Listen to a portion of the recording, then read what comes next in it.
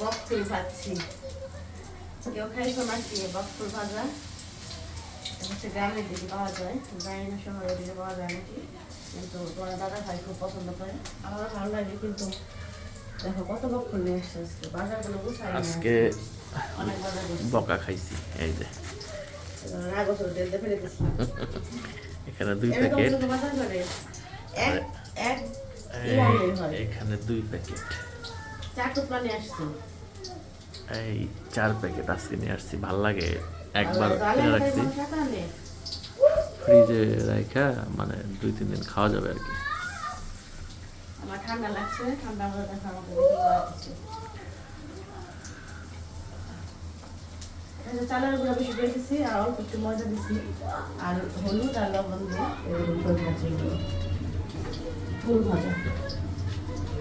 এরকম করে যে মিষ্টি কুমড়া ফুল ভাজা করা যায়, তারপর ধনে পাতা ভাজা, সব ধরনের ভাজা কিন্তু এই ব্যাটার দিয়ে করতে পারবো।